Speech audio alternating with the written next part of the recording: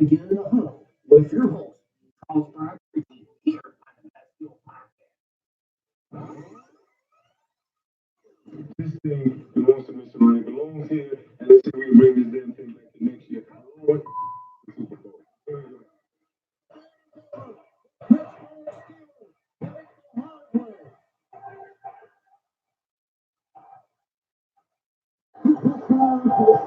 With the 2018 NFL Draft, the Pittsburgh Steelers select Devin Bush.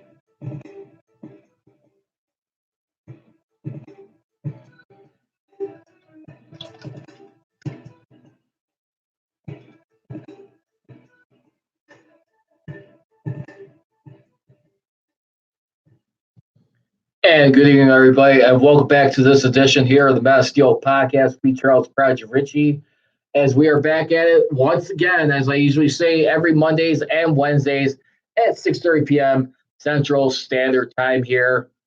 As if you guys want, feel free to be part of the show. As you all know, the number to be reached here is 312-209-2232. Again, that number is 312-209-2232. I can be followed on Twitter at Prize Richie. You can also catch me out streaming live on my Instagram stream, which is Meta Steel Nation. And feel free to check out my YouTube channel, Meta Steel Podcast, as we get ready to get into some stuff right now. Got a lot of news going on, some more injuries coming up.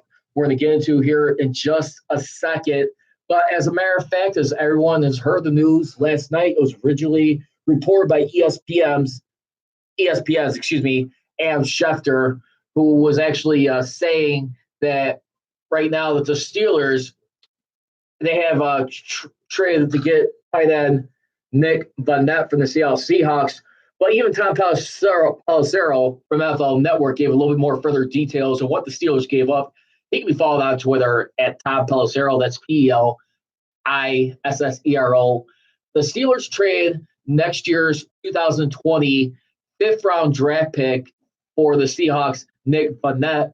And Dale Lally, also, too, of DK Pittsburgh Sports, know that the Steelers gave up one of their 2020 fifth-round picks. The Steelers own picks from the Dolphins and Jaguars in the fifth round. So it was just one of the three that they did give up just to get this guy in. But mainly for the reason for that, as everyone is aware, earlier this week when we saw it, as a matter of fact, don't forget, Vance McDonald, who's been sidelined with a shoulder injury that he suffered in the game against the San Francisco 49ers this past Sunday in Santa Clara. Remember, you had backup who seemed to be having a lot of questions. You talk about Xavier Grimbo, a guy who's been drafted in 2014. He's been okay so far with the Steelers. Not too really sure about his long-term durability or future with the Steelers. Remember, that was one of the things that was being mentioned throughout the offseason as we're leading into the season. But he also, by the way, Grimble, he suffered a calf injury in Sunday's game against the 49ers and was replaced by Zach Gentry. So, with those two notable injuries in mind, with that being said, that's the main reason why they made this move real quick over here as we take a look at it. But, yeah, that's definitely a lot of things. When you start off this season, you look at it. I don't want to make injuries as an excuse, but, at the same time, too, you got to start thinking like key guys. When you really think about it, with this offense and everything, you have Roosevelt Nix, who's a real durable fullback for the Steelers for a lot of years so far, a real good solid veteran. Helped out many times on some quick screens or some running plays to help alleviate some of the pressure off the running game. I tell you what, I think his presence is definitely being missed more so as we move along. Remember, he's been battling the knee injury, which is why a lot of people wondered in week one, why was this guy not starting? Well, we take a look at it. I mean, as a matter of fact, as we look at it right now, who I got right here viewing right now, I want to just say a quick shout out to one of the people I see at Durkin's Tavern, Alex Villarreal. Make sure to check out Durkin's Tavern. If you guys want to see any Steelers game here in Chicago, make sure to hit Durkin's Tavern. That's on Diversity and Halsted on the north side in Lincoln Park of Chicago. Make sure to check them out. They're right around the Wrigleyville area. Great place to check out to watch Steelers games. Every game they broadcast throughout the season. Best Steeler bar I've ever experienced. Alex, I just want to say thank you very much for joining in here on the podcast. Always a pleasure welcoming you along here. But let's take a look at it right now. Is like you look at the depth chart for right now. Also, we got some other news too. The Steelers, not only did they sign Nick Vannett, and by the way, before we get into the other moves, I just want to give you a few special notes we learned about him earlier. Vannett, who 26 is in the final season of his rookie contract with the Seattle Seahawks. He's a third-round pick, making $736,000 this season. Now, remember, just to go back in time, he was drafted third round by the Seattle Seahawks in the 2016 NFL Draft. And he was selected in round number 3, 94th overall by the Seattle Seahawks. His career highlights from his playing days in Ohio State University includes having 585 receiving yards in 4 years with 6 touchdowns. I mean, overall in his career, when you look at him, you look at what he can bring to this table right here to the Steelers and what they could do here. But, yeah, I think it's definitely desperate time right now. I mean, you got a season right now where it's kind of flying south, to tell you the truth, the way things are going. But I still like to think of it as a team that's still trying to find its rhythm, trying to hit their stride. And we'll find out. I mean, it's definitely a lot of things that they need to do going into this game. I mean, you don't want to lose this game this Monday night. I mean, if they go 0-4, I mean, it's definitely going to be a long rude awakening for the rest of the way of the season. If it has been already, you don't want to continue the pitfall of what you got, because remember, you lose this game, you got the Ravens breathing down your back right there. I mean, if they're able to not beat the Bengals, it's going to be really interesting. But the only thing to the Steelers' credit, it is kind of like open division so far. If you really think about it, I mean, the Steelers right now, who I believe are still about 2 games out first place, even though they're in last place right now, it's still a lot of things that are fixable, and they can still get corrected in a hurry. My only concern is right now you look at the slow start they've been off to, what Mike Tomlin's been feeling. He's definitely been taking a lot of heat, everything. I mean, throughout the season. It's been a tumultuous season, to say the least, by in a lot of fans' eyes, and a lot of people not satisfied when you look at a guy like Mike Tomlin. I mean, overall, I mean, this is another chance for Mike Tomlin right now to prove that he won't lose to a losing team that's below 500. Because, like I said, I know, and I did a little bit more extensive research on this. I wrapped it up today. Just want to make a few little corrections here. But when it comes to facing against losing teams, and Mike Tomlin's overall career, he has 51-26 with a 662 win percent. Since 2012, he has been 24-18, 6 games above 500 when facing losing teams. And the thing is, too, I mean, they're not going to be on the road, but they're going to be at home this Monday night.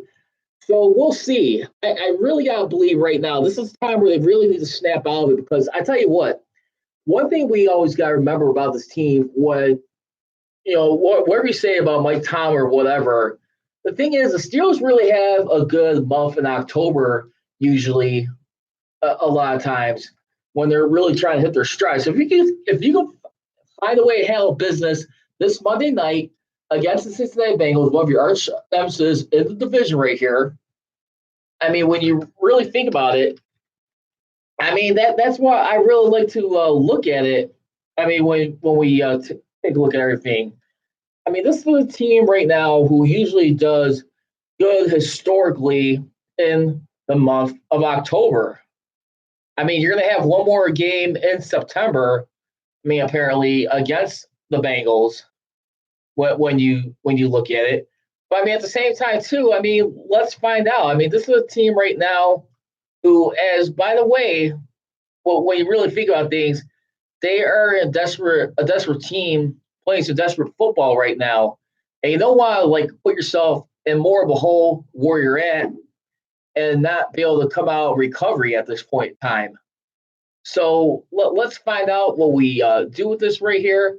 But I mean, at the same time, too, I really like so far like the attitude of this team. I mean, they're still taking it calm, cool, and collectively when you really think about it, but it's definitely a lot on the line. Again, the number to be reached is 312-209-2232. Again, that number is 312-209-2232. You can also follow me on Twitter at Proj Richie. You can check me out on my Instagram stream currently right now as well if you want to check that out. That is Men of Steel Nation and my YouTube channel, Men of Steel Podcast.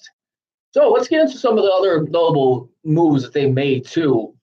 Because according to Dale Lally, they also got another tight end position in AMAC. I didn't get a chance to get the pronunciation on this one, so please excuse me. But he is signed to their practice squad, and as a result, they released linebacker Robert Spillane to make room for Mack.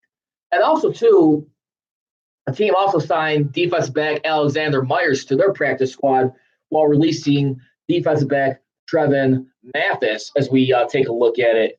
As we look at those names right there who were just made on the roster, I mean, at this point in time, when we look at it, here's how your practice squad looks as of right now. So this is who you guys got on there. Remember, you still got Christian Scotland Williamson. He's the 11th guy on the practice squad. Remember, he doesn't count against the 10-man limit that's on the roster limit. I think the only biggest blow that they've lost so far, I mean, which I think you could have utilized, was Tudor Skipper. I think he got picked up by the New York Giants, I want to say. But here's who we got so far on there. You got Mark Allen at safety, who's 22 years old from Penn State. Then you got Trey Edmonds, the relative of Terrell Edmonds, strong safety. He's a running back coming out of Maryland. And you also got another Maryland guy, too, as a matter of fact. You got Derwin Gray, offensive tackle, who they just drafted this year out of Maryland. Then you got Tevin Jones from Memphis. Paxton Lynch, former first-round draft pick for the Denver Broncos when the Broncos moved on from Peyton Manning after they won their last and only Super Bowl. And then, of course, you got AMAC, tight end from Notre Dame, who's a rookie. You got Henry Mondu, 72 defensive end from Oregon. Then you got Patrick Morris, center from Texas Christian. He is 24 years old. Then you got Alexander Myers, who's a quarterback from the University of Houston. You got Kevin Rader, who's a tight end from Youngstown State.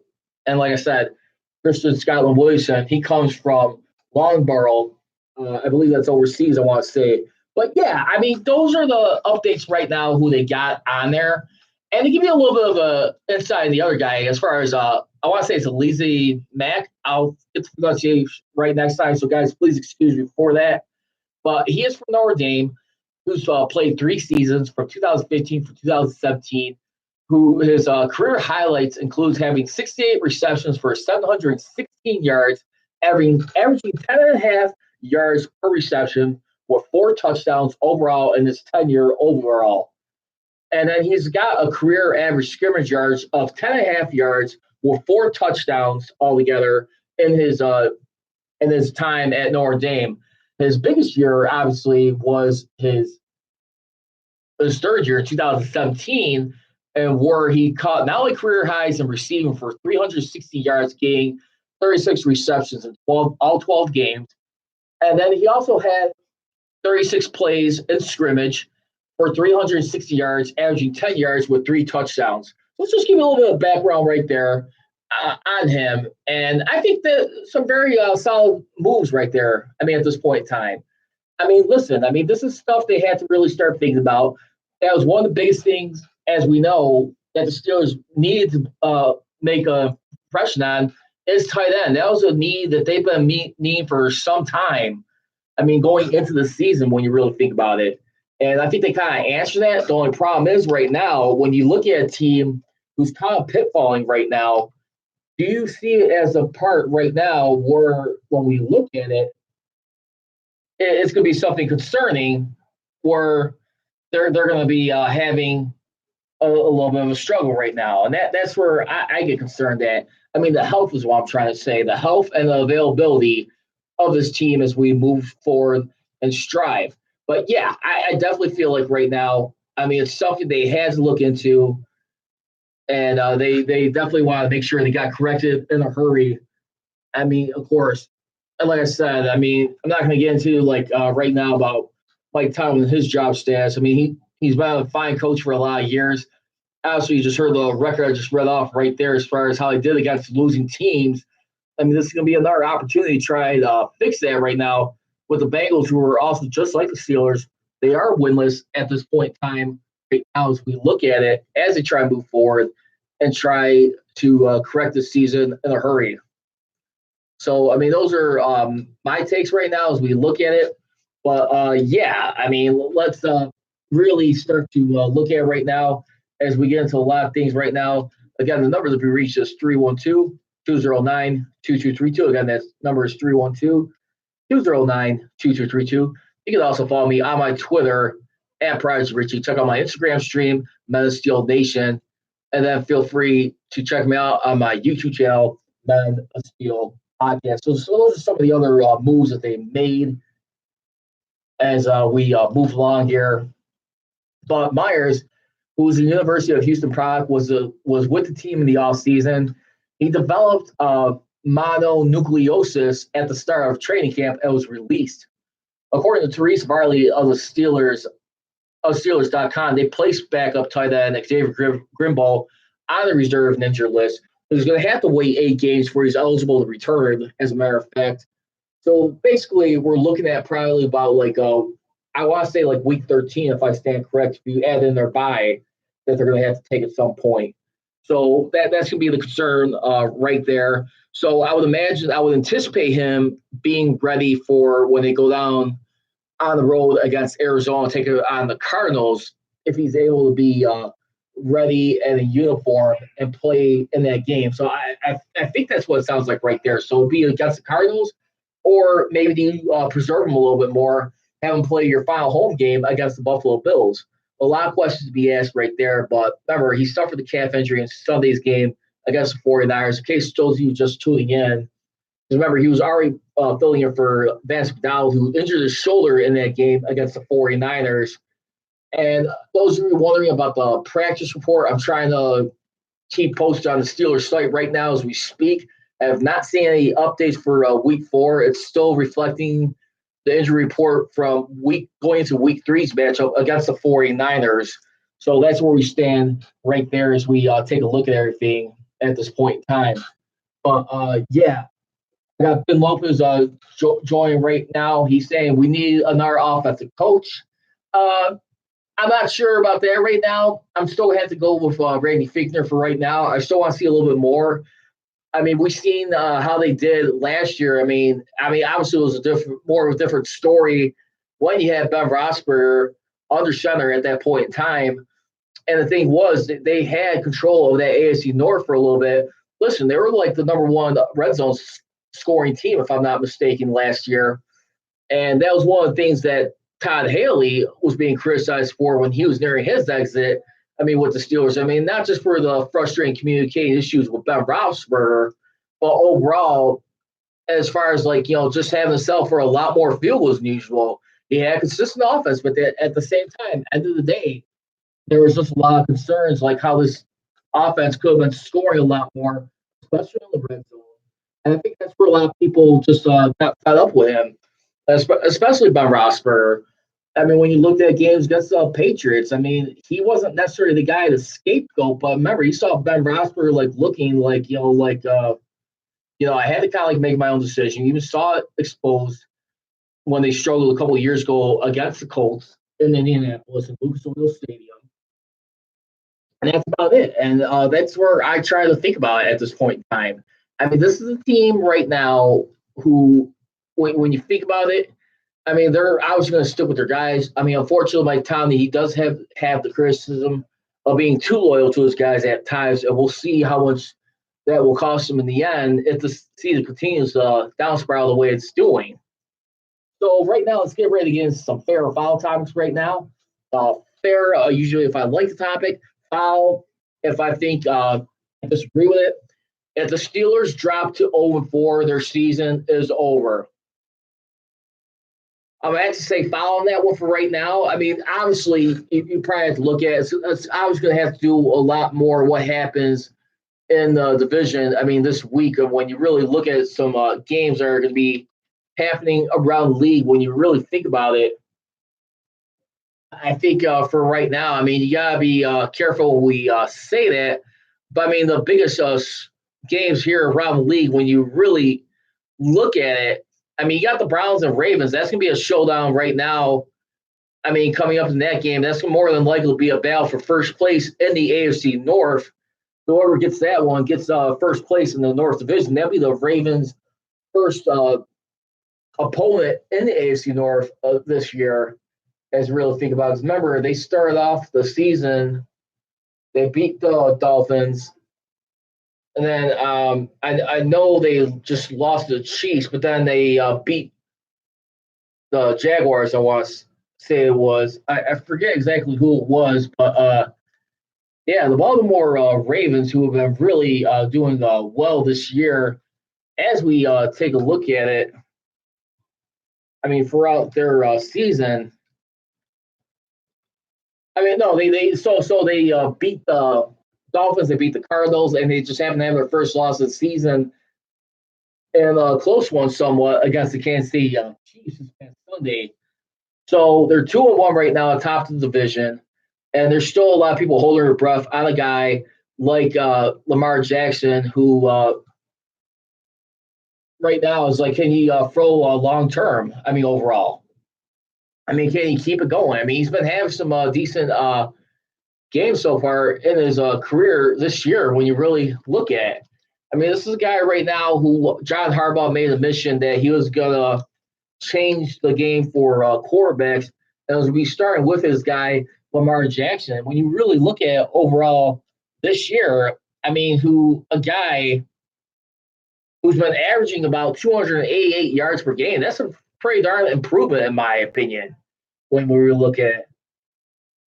I got Ben Lopez saying right now, too, just to expand a little bit further as far as like the offensive coach. I think he's saying we need another offensive line coach. I have to disagree with that for right now. It's still too early to say right now.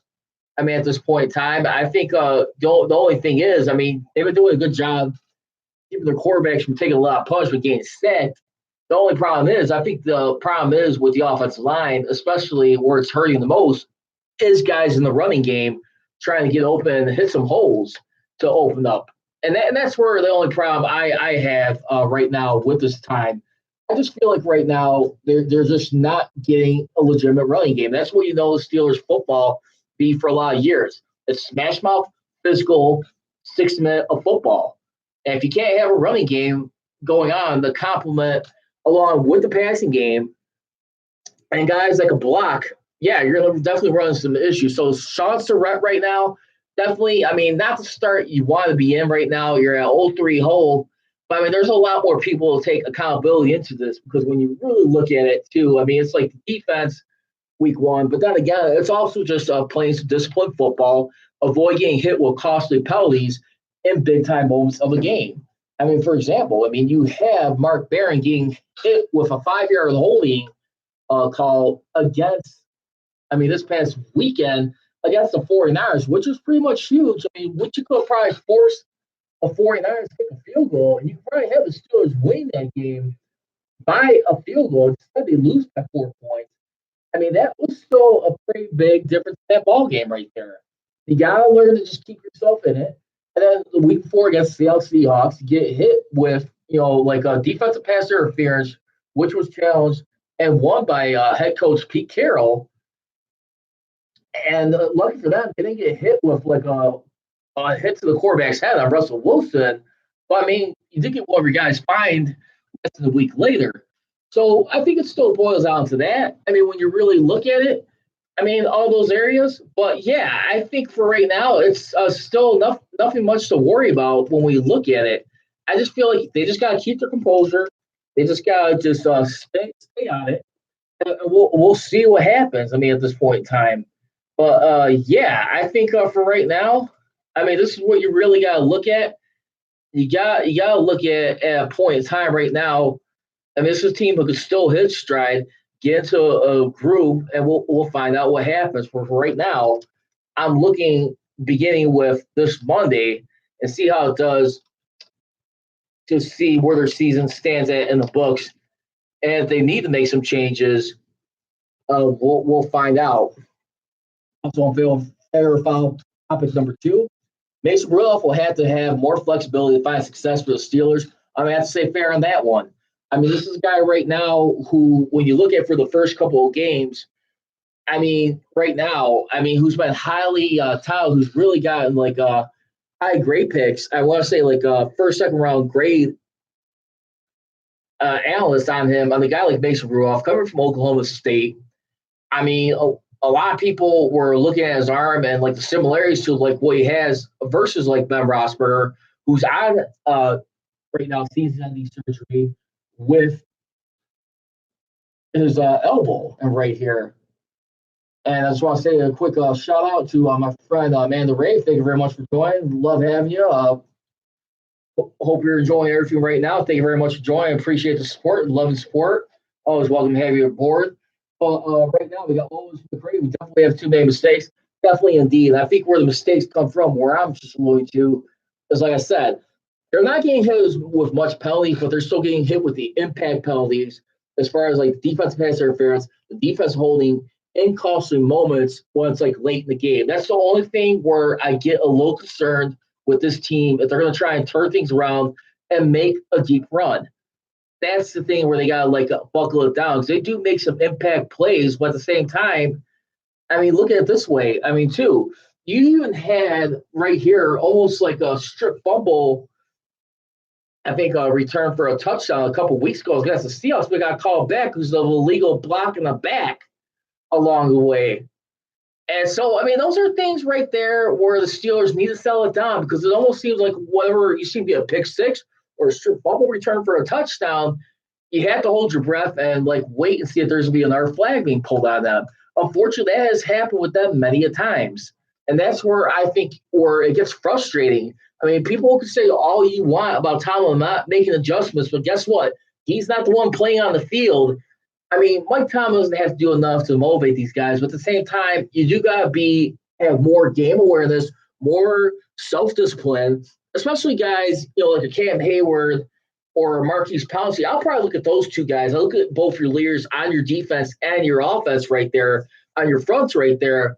And I'd be like listening to those guys as the voice of reasons for this team. I mean, you're team captain overall here, like I said, who are Hayward and Pouncey. I look at those guys be just as much like the ones like barking the oars right there. Make sure guys are in place, make sure you know your roles, and make sure you're communicating where to stay lined up at. That is very important. A lot of times it has backfired in the Steelers' face, and look at where it's getting you right now. So again, it's something they have to be a lot that, but I'll give you one more time before I get out here. Fair foul. Devin Bush over Mark Barron. Fair. If you're going to look at it to like save your season or anything right now, obviously you don't want to rush him, but this is a guy who's been ready, who you trade up 10 spots for, get as your number one overall pick at number 10 in this year's draft. You don't draft a guy like that and waste like whatever capability and talent he can provide to this team and success. So that's always what we got to look for. That's going to cut it to that for this edition of the Maskell Podcast. Again, if you always want to tune in, number to be reached is 312-209-3232. You can also follow me on Twitter at Praj Richie. as well as on Instagram, Man of Steel Nation, my YouTube channel, Man of Steel Podcast. As I always leave you, don't be trolling, be rolling. Here we go, Steelers. Here we go. I gone.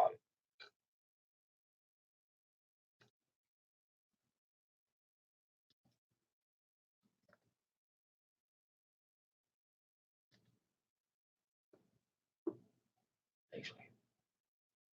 Thank you, guys.